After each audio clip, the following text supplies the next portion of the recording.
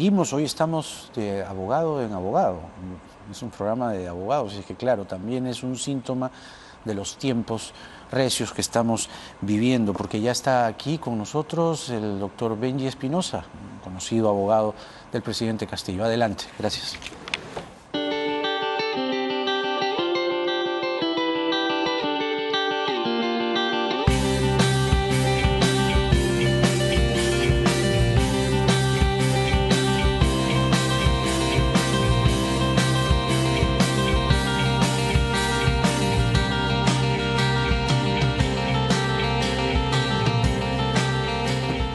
¿Cómo está?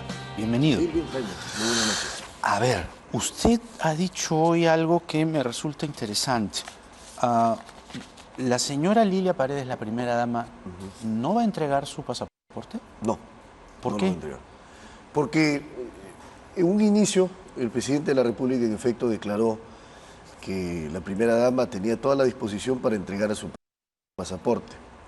Pero luego vino el requerimiento fiscal de impedimento de salida y comparecencia con restricciones. Ya. Y habiéndolo leído, puedo llegar a la conclusión con absoluta convicción que se trata de un pedido que es ilegal, ilógico, irrazonable y desproporcionado. De tal manera que no puede haber un allanamiento o una entrega de pasaporte para poder convalidar un acto que es nacido de la ilegalidad misma. Tenemos una declaración que usted hizo, me parece que en agosto, para que el público lo recuerde. Vamos con ese video, ese extracto, y luego lo comentamos. Adelante.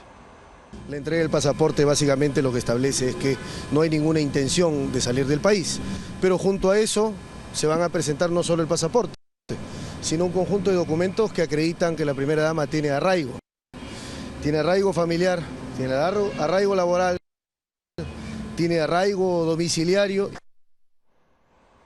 ¿Cómo cambió? Ah, Es no. decir, ¿qué pasó? Eso tiene una perfecta explicación. Ajá. Vamos al día y a la hora. Lo hice minutos después de que el presidente había señalado que la primera dama iba a entregar el pasaporte.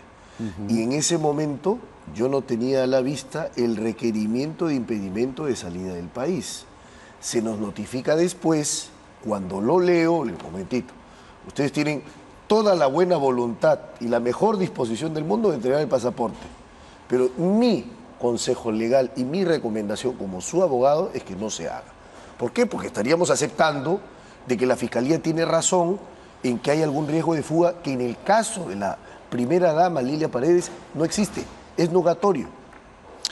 Ahora, pero claro, este extracto que hemos visto es del 19 de agosto. Claro. Y usted dijo, la próxima semana la señora Lilia Paredes va a entregar al Ministerio Público su pasaporte y otros documentos, porque además su declaración tenía una carga de transparencia, la suya digo, para derribar cualquier duda sobre una supuesta fuga.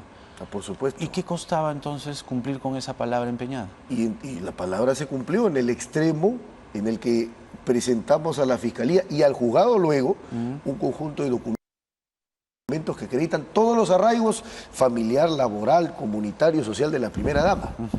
Pero en el caso en concreto del pasaporte, he replanteado la posición porque considero que no hay peligro de fuga, que el pedido de impedimento de salida del país es ilegal porque no cumple lo que el 295 del Código Procesal Penal manda y por tanto la entrega del pasaporte sería reconocer que la Fiscalía tiene la razón en un pedido en donde no lo tiene. O reconocer que hay una investigación y que en aras de la transparencia y hasta que esto se aclare, porque supongo yo que la señora Paredes se declara inocente, en aras de esa transparencia decir, acá está mi pasaporte. No. Yo no escondo nada. No, es que no se trata de esconder o mostrar. Se trata de que nos acostumbremos a mirar las cosas con apego a la ley. Y resulta que este pedido es todo menos apegado a la ley. No cumple con los requisitos de la ley y hoy lo he demostrado en la audiencia. Ahora, la prognosis de la pena, como se le llama, ¿no? Proyección. Proyectar. Prognosis es proyectar. Ella, la señora Paredes, digo, podría recibir una pena de entre 8 y 10 años de cárcel por el supuesto delito de organización criminal. Y usted dice que la ponen como coordinadora de la organización porque es la esposa del presidente nada más. ¿Y lo de Hugo Espino? Vamos a la declaración de Hugo Espino. La Fiscalía utiliza la declaración de Espino, pero lo ha presentado a Espino como si Espino nunca antes hubiese tenido otras declaraciones. Y yo he señalado hoy ¿Se contradice que Espino o qué? 5 declaraciones. En las últimas, que da del 14 de agosto para adelante, Espino señala a la primera dama, se indica a Jennifer y habla de actos ilícitos. Pero antes de ser detenido, antes de tener a su hermana embarazada detenida, Espino había declarado 2 veces, el 19 y el 20 de julio, y había dicho, yo sí fui a Palacio, yo solo me reuní con Jennifer y la primera dama solo autorizó la visita, nunca hablé con ella, nunca hablé del entorno, nunca hablé de obras, y luego cambia de versión. Y claro, ¿por qué cambia de versión? Porque se acoge a la confesión sincera. Y para que sepamos, Jaime, para que sepa la audiencia, la confesión sincera, si es que se da, tiene un beneficio de una reducción de 1/3 de la pena. Usted como buen abogado sabe cómo se llama el término sincera, que si miente se arruinó. No, no se arruinó, porque no es que empeora su situación. O sea, no es que existe el delito de mentir al confesor. El fiscal puede pedir la máxima pena porque no. ha traicionado para la nada. colaboración. La ley es muy clara. La ley dice que en los casos de determinación anticipada, colaboraciones eficaces, confesiones sinceras, cuando finalmente no se dan, esas declaraciones se tienen por inexistentes, es decir, salen del proceso.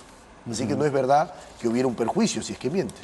Ya, pero lo cierto es que la declaración que ha quedado en actas, además que hay otras 4, es verdad, pero lo que relata Espino es que la señora Lilia Paredes estaba también interesada, como Jennifer Paredes, en que se hagan las obras, que lo haga la empresa de Espino, que tuvieron mucha confianza, que Espino ingresa a Palacio en agosto del año pasado, gracias a la señora Paredes, y hasta le pide un chip, ¿no? Sí, un celular, para que no sea rastreada, algo claro. así.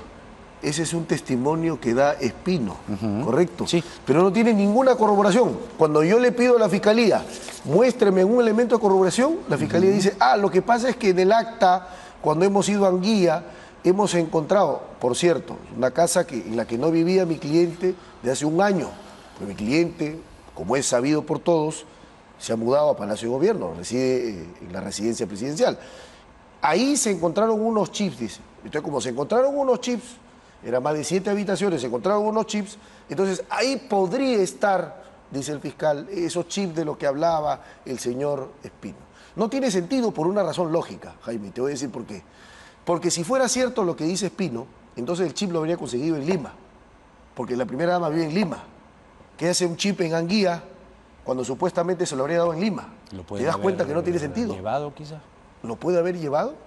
La señorita Paredes lo puede haber La llevado. señorita, pero esa no es la imputación. La imputación de Espino es, quien me pidió fue... Es Lilia Paredes. Lilia Paredes. Sí. Y Lilia Paredes vive en Lima, en Palacio, no allá. Ahora, el fiscal García en la audiencia de hoy dice que no está del todo descartado que la señora Lilia Paredes use indebidamente el avión presidencial. Sí, eso es parte de la novela para del huir fiscal. de la justicia. Es parte de una novela y es parte de una historia. Perfectamente para salir. Y hoy el presidente dice, yo voy a seguir llevando a mis familiares, no me importa lo que Pero digan. lo dice en el sentido de la primera dama, que tiene todo derecho a ir en el avión presidencial, no en otro sentido. Pero tiene una investigación encima, pues. No, por supuesto, pero es que el presidente puede usar el avión presidencial, sí. Ahora, si es que se va a determinar, o se va a mostrar, si es que ha habido un uso indebido o no, para eso está la investigación. Pero hoy no podemos afirmar ni concluir que eso haya pasado. ¿Por qué dice usted, y con qué base, me gustaría que sea específico, que la Fiscalía tiene una, y cito, gran capacidad de imaginación? ¿A qué se refiere usted? Me refiero a que tiene una gran capacidad imaginativa para poder crear las etiquetas. La Fiscalía nos saca un organigrama y en el organigrama pone al presidente arriba y pone una lobista por acá y a la primera dama dice, ¿qué nombre le vamos a poner? Llamémosle coordinadora. Y fíjate... Curioso que también Atencio y Noblecilla han hecho lo mismo. Han hecho un organigrama con la fiscal de la Nación. Bueno, está bien, está bien. Está bien. Por supuesto, porque finalmente es una denuncia y ellos son abogados y te la ha sustentado. Y la de la fiscal también es una denuncia contra el presidente. Pero la diferencia está, Jaime... En que ellos dicen la verdad y la fiscal miente. Una cosa es poner en conocimiento un hecho, eso se llama denuncia de parte. Y otra cosa es cuando la Fiscalía, seriamente o con rigor, pide que se restrinjan derechos fundamentales de la persona. La libertad restringida, comparecencia con restricciones. La libertad de tránsito restringida, impedimento de salida, y lo hace sin tener elementos de convicción que lo soporten. Porque, ¿qué dice la Fiscalía? Dice, la primera dama financiaba, festinaba, viabilizaba las obras. ¿Cuáles son sus elementos? La declaración de Espino que se contradice, que tiene una metamorfosis kafkiana, que cuando estaba libre dice que la primera dama nunca se reunió con él y no cometió ningún delito, pero cuando ya está detenido, cuando le ponen 3 delitos que pueden sumar 35 años, cuando tiene a la hermana presa y embarazada, de repente cambia de versión, viene la luz del cielo y dice, voy a confesar y soy la persona más sincera. Esos son los elementos de convicción que tiene la Fiscalía. ¿Te parece que son sólidos o endebles? Creo que ni usted ni yo estamos en condiciones de decir si son sólidos. Eso es el juez lo va a del decir. Juez. Y Exactamente. para eso ha sido la audiencia. Y enhorabuena que es pública, para mostrar las inconsistencias de la Fiscalía. Vamos a ver eso, porque de otro lado usted dice bien que el señor Espino ha dado múltiples declaraciones y aquí hace algunas semanas su defensor legal decía es que atraparon a su hermana. Él había hecho las tratativas con la primera dama, estoy siguiendo el relato del propio Espino y de su abogado, que él había hecho las coordinaciones y que él había metido a la hermana, a su hermana, la señorita Espino. Y cuando la ve envuelta en esa situación, hay algo en la conciencia, en el fuero interno, que lo hace arrepentirse completamente y es que comienza a contar todo. Esa es una historia. Yo te voy a plantear una historia alternativa. Hermano y hermana, correcto, no habían cometido delito y sin embargo están detenidos ya. Una injusticia encima, privados de la libertad, y entonces dice, en lugar de que nos vayamos presos, bueno, la Fiscalía tiene oído, entonces vamos a decirle a la Fiscalía lo que quiere oír. Y eso es lo que ha pasado. Lo que quiere oír. Por supuesto, pero es que para mí acá la detención de los Espino ha funcionado como una extorsión procesal. Yo no tengo ninguna duda. Fuertes declaraciones. Por supuesto, y yo soy muy claro en decirlo. ¿Por qué? Porque una cosa es, Espino cuando está libre va a declarar el 19 de julio, el 20 de julio. A él no le obligaron a decir nada. Él no estaba bajo coacción. Él dice la verdad. Él estaba bajo juramento. Y dice, yo no hablé con la primera dama. Y de repente cuando detenido está al 6º día, Jaime, el 14 de agosto, a él se le detiene el 9, al 6º día de estar detenido, en las mazmorras en las que estuvo, en la ergástula que estuvo. Entonces, Espino, para salvar a su hermana embarazada y para salvarse así, finalmente lo consiguió, porque no le pidieron prisión preventiva a ellos, empieza a contar una narrativa que para busca usted es una invención. por supuesto, inculpar a mi cliente para salvarse ellos. ¿Eso no es humanamente posible, Jaime?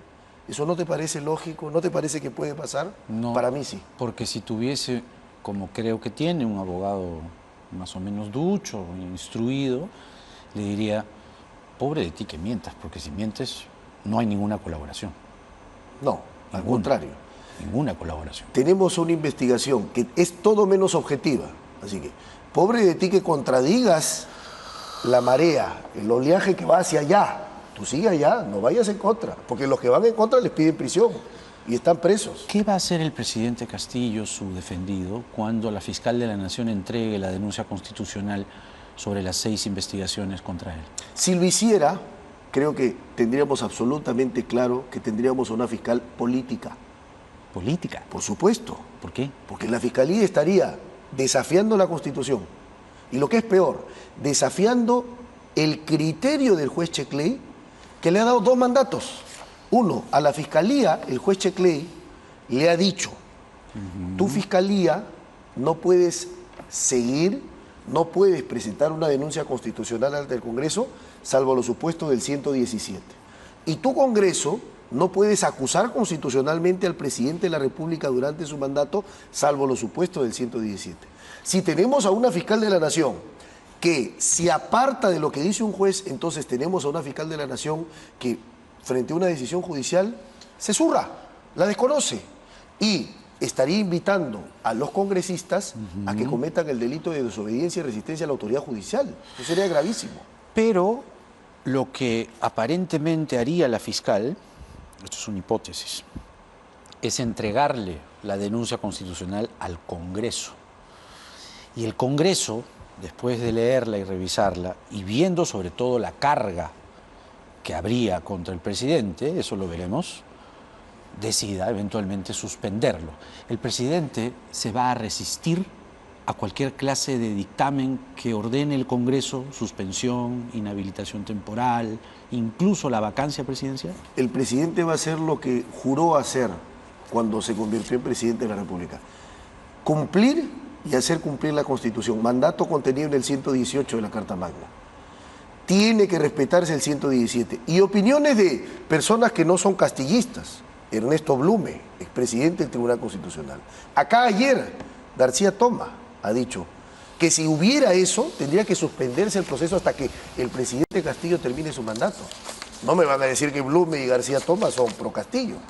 Pero si leen bien la Constitución y saben que ese pedido es inconstitucional y por tanto no puede pasar. Ahora, finalmente, usted debe haber leído a la fiscal ayer en El Comercio, sí, ¿no? Dice algo bien interesante que habría que leerlo entre líneas, que supongo que usted, que es un ducho abogado, se habrá dado cuenta. Cito: por esa razón, los países a nivel mundial buscan implementar mecanismos para prevenir, detectar y castigar la corrupción. Y ese propósito ha sido plasmado en los textos constitucionales y las leyes, así como en los diversos compromisos internacionales vinculantes, como la Convención de la ONU contra la corrupción, entre otros, que nos exigen implementar una estrategia para luchar activamente contra la corrupción. Lo que parece ser es que en la sustentación, para que esta denuncia finalmente se active, la fiscal pretendería usar esta herramienta, la Convención de la ONU. Sí, pero ahí tendría un problema. No va a poder pasar por lo siguiente. La Convención de la ONU tendría que reformar el artículo 117 de la Constitución. Y para que eso pase, hay un procedimiento de reforma que debe seguirse, que en este caso no se ha seguido y que por tanto es inviable jurídicamente. O sea que el presidente se va a resistir con uñas y dientes en Palacio. No, el presidente va a hacer que se respete la Constitución, porque si el 117 está en la Constitución, no es para ser burlado, es para ser respetado. Pero, a ver, los congresistas, por ejemplo, perdieron su inmunidad, se les quitó la inmunidad. Pero el presidente con el 117 mantiene una inmunidad. Claro, la inviolabilidad presidencial. ¿Por qué no suprimimos ese artículo para evaluar esta situación? Muy bien, entonces llevemos la discusión donde corresponde. Porque si la carga procesal es demasiado fuerte, ¿se imagina tener a un presidente con estas imputaciones? O sea, si la fiscal logra demostrar en un documento grueso, gordo y lleno de evidencias que el presidente está comprometido en serios actos de corrupción, ¿qué va a pasar? No, teoría de la prueba, el ABC de teoría de la prueba. Todo lo que puede hacer la fiscalía no es prueba, es acto de investigación. Y el acto de investigación no es conclusión. Nadie... Entonces tendría que ir a juicio. No, por supuesto. Juicio político. Nadie en el Perú, en el Congreso. Nadie en el Perú, por más que junte cosas la fiscalía, por más la juntura que haga o lo que presente, nadie en el Perú con actos de investigación puede ser defenestrado, puede ser destituido, puede ser sentenciado o condenado, así sea de manera política. Eso es imposible. No se puede. Benji Espinosa, abogado del presidente Castillo, con nosotros. Gracias, doctor Espinosa. Hasta una nueva oportunidad. Vamos a ir a la pausa rápidamente y regresamos para conversar ya desde un punto de vista más político todas las cosas que vienen ocurriendo en torno al presidente, a la fiscal de la Nación y más, con el exministro del Interior, José Luis Pérez Guadalupe. Esto es Octavo Mandamiento en el horario estelar de Canal N. Ya regresamos.